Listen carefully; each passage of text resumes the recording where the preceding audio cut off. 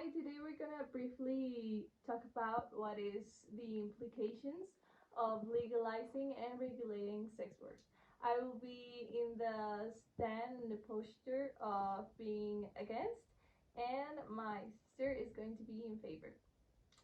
So, as to the first point, I would like to think what do you think about what it means to legalize sex work as in safety of the sex workers?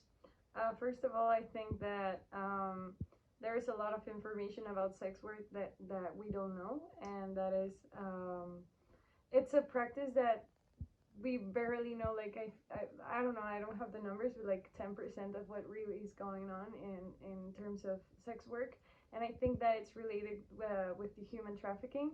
And that is something that is not known because it's in the black market, and it's so not known because it's a business that it's illegal. And it's like drugs, like it when you make it legal, then you have to go to other ways, and then it's like a more dangerous thing for everyone because we don't have access to that information.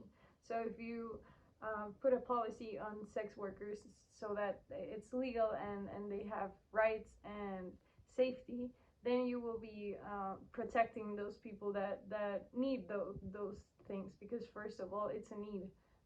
No one just like wakes up and says, "Oh, I'm gonna be a sex worker today." No, it's something that comes from a need, and I think that if you don't give that to people, then if you don't even give that protection, they're gonna do it anyways. And to not start talking about the people that don't even want to be in that business. I think all of your points were really, really good points because when you think about it, yes, we are trying to combat this problem as in a problem that's already happening. Like, we cannot say, oh, we're gonna ban it and everything's gonna be okay. You're just like Yeah, trying to completely. you're just like trying to like put a patch on something that is still going to happen. Yes, but I want to talk about what has happened when you already legalize it. Because in a perfect world, yes, when you legalize it, you can regulate it and it's okay.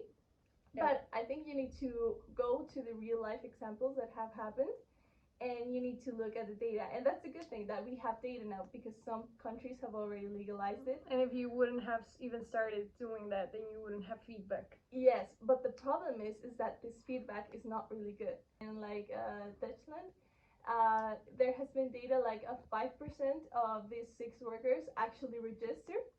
And what does this mean? It means that they are not having the courage to register for these government programs, for these taxes incomes, because they won't accept that they're in prostitution and that they don't want to pay for these taxes and they don't feel like this protection is enough and they rather save that money and take um, the alternate paths.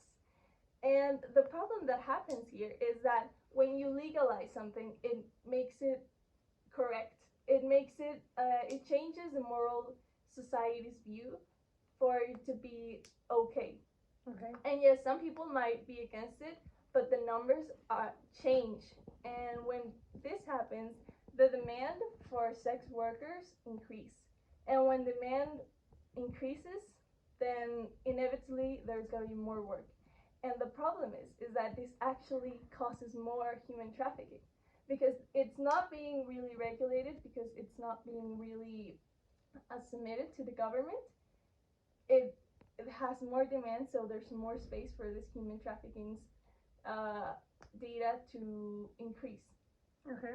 And yes, this is a big problem. Okay, I think you do have a point. Because of course no one wants to like admit that they're a sex worker or that they're in prostitution, and they don't want to face that, and it's something that, well, it's taboo. And you have two good examples of pretty advanced countries that started to try it.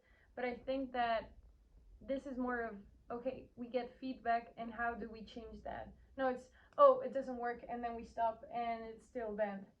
That there are always ways for the government to, I don't know, maybe don't pay taxes at first.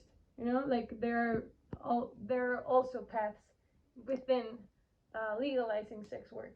Like it's not a matter of that's the thing that the debate is, or should we do it or should we not? No, if we do it, how will we do it? And there's like, of course, there should be like a program or it should be evaluated.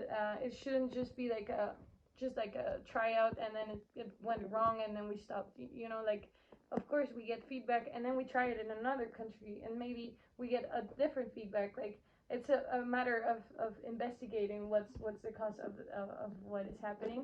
And yeah, you have a point, the demand of the demand and everything like that. Like okay, so maybe if you with your data you say that there's going to be more trafficking, then how do we mitigate that? You know, like it's not like, oh, so there will be more illegal human trafficking, so we're gonna stop it. No, okay, so where is this coming from? Like I feel like there's more to investigate within this.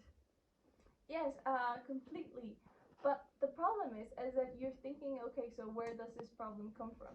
And if you ask that question enough times, you can go back to why is the problem of prostitution existing? Exactly. And then when you have that problem, you say, oh, maybe we do need to fix that.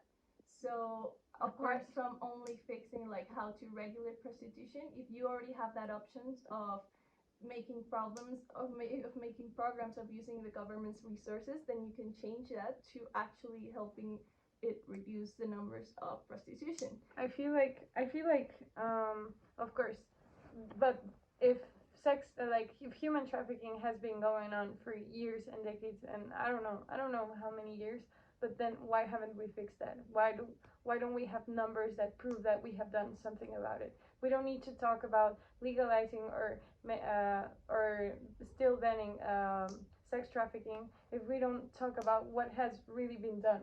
And if you don't look at the facts of what has really happened or what people have really done to fix that, then we don't have anything. So we're just gonna stand still. Why can't we do both things at the same time? Why can't we? Why can't we be doing this investigation? We're not legalizing it. We're doing an investigation in order to fix this problem. But if we need to do this type of trials, then I think we need to legalize it in some places just to see what info we can get, and not just like just stop the whole thing. Then we remain with the same problem. Okay, yeah, I think I can get to a midpoint there, that it depends on each country and of the cultural context of each country. Because yes, maybe we can say like, oh, legalization should be everywhere, but maybe dude, you need to look into every single country and see, oh, whether with this help or whether changing the culture would help more. So yeah, thank you for making this debate.